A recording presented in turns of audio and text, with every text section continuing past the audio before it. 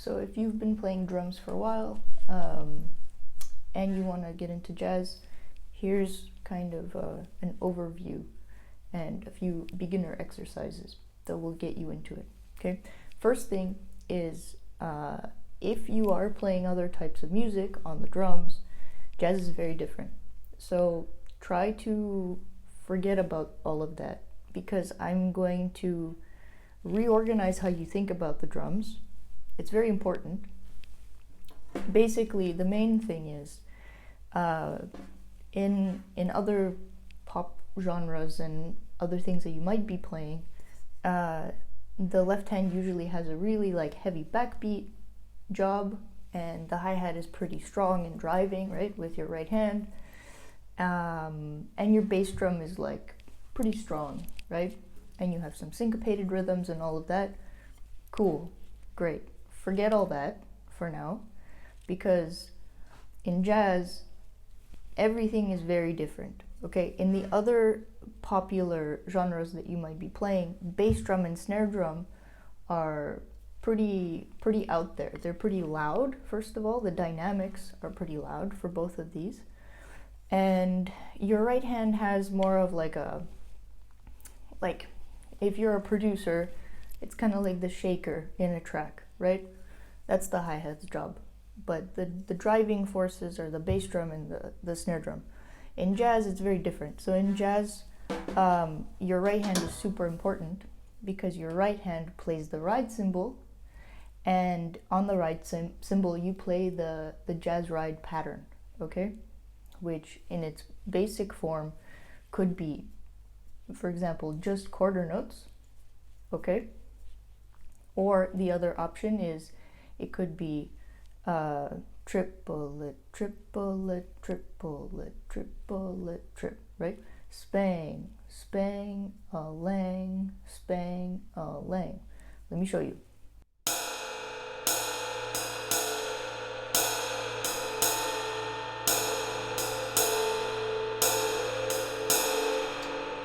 Okay, that's like the basic jazz ride pattern that we just accept as the basic pattern. A little bit faster.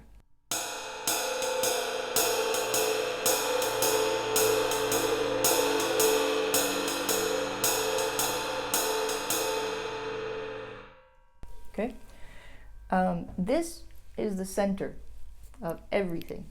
This is the center. This is the whatever is very important to you. This is what that is. This is very important. Okay, everything revolves around this. This is your sun of your solar system. Okay, so you're going to be doing that with that hand, with the right hand.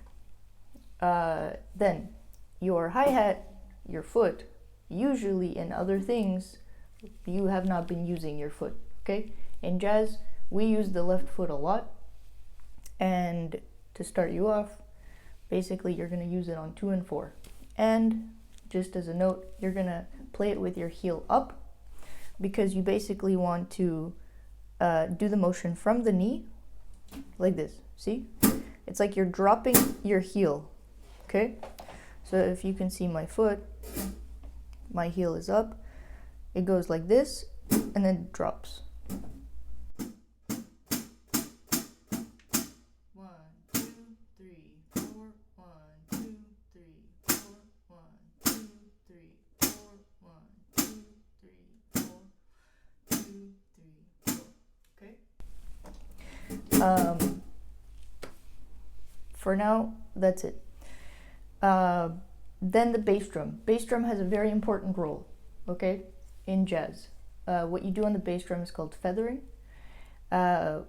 which implies quiet. And what you do is you feather quarter notes on the bass drum, okay? So 1, 2, 3, 4, 1, 2, 3, 4, 1, 2, 3, 4, 1, 2, 3, 4, 1, 2, 3, 4, 1, 2, 3, 4. Okay, this is kind of hard to do on a cajon to control the sound, but essentially you see that the beater is not moving very far from the head, and that my heel is down, okay? Let me show you again.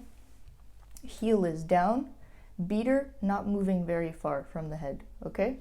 And I'm trying to control very smooth motion like this, okay? So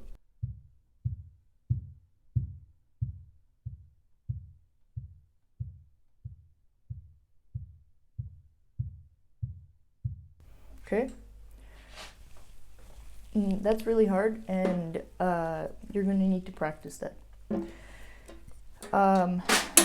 Left hand, you can basically forget about it for now. And what you're going to do is you're going to play cross stick, okay? 1, 2, 3, 4, 1, 2, 3, 4, 1, 2, 3, 4, 1, 2, 3, 4. Okay? Let's leave the left hand out for now. Actually, if you are playing the left hand, your left hand is gonna basically the whole time be playing ghost notes, which means very quiet notes, because your left hand's purpose in jazz is to comp, which could come from the word complement, and what the left hand does is it complements the groove, but more importantly, it complements what the soloist is doing.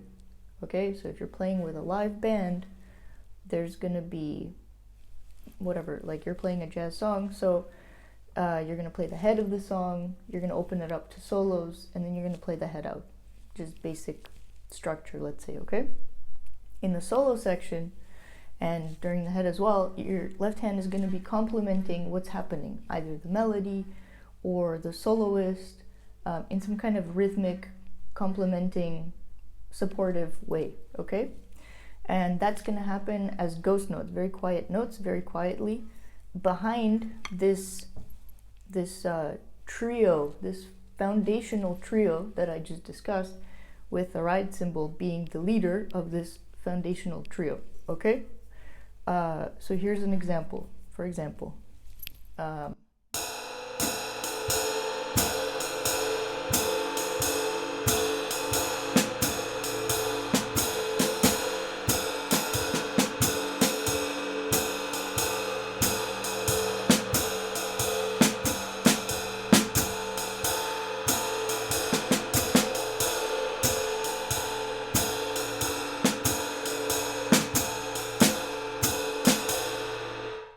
okay, so it's the snare drum, very quiet, okay?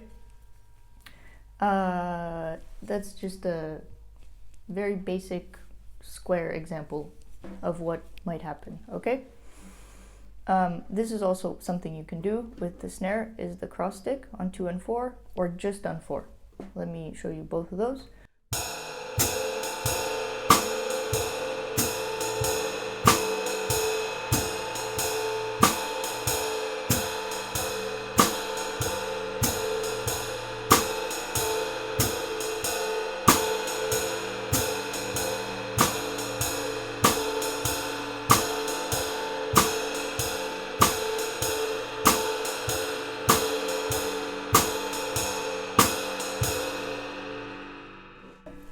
Okay, so that you can see how only playing it on 4 has more of a laid back feeling, but once you start playing it on 2 and 4, that builds the energy and pushes the groove forward a little bit more, okay?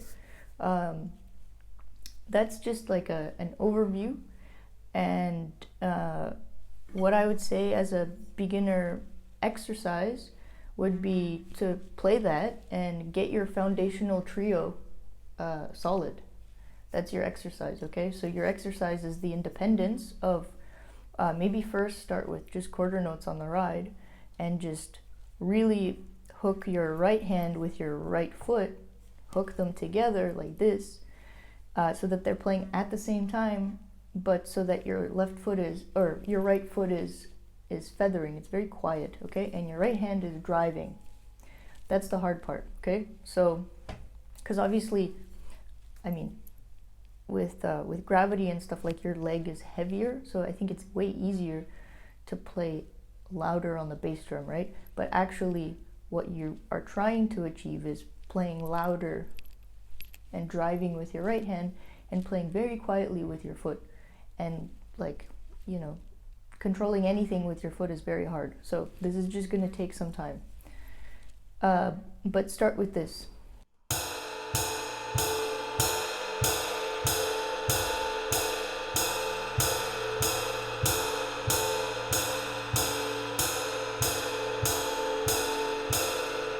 Okay, then maybe you do the ride cymbal pattern.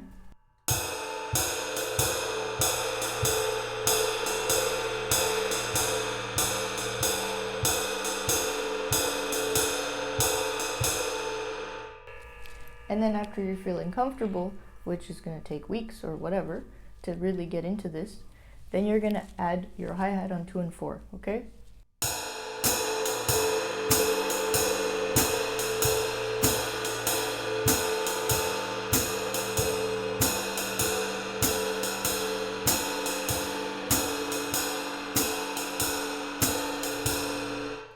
Once you get all of that together, that might take you another week to get the hi-hat nice and crispy and to get your foundation solid and sounding really together.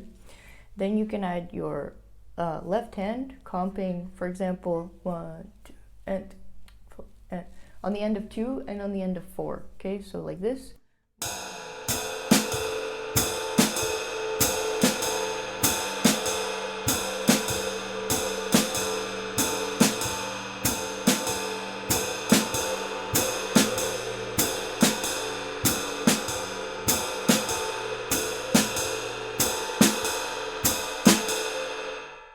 Okay, and after you've figured out the independence part, then it's going to be time to really get into the nitty-gritty of the feel and the groove and playing in time and all of those things. But first, try to get the independence down, because if you're physically unable to do something, you can't really get to the next part of understanding the groove and figuring out the feel of this music and of this pattern, of the swing pattern, okay?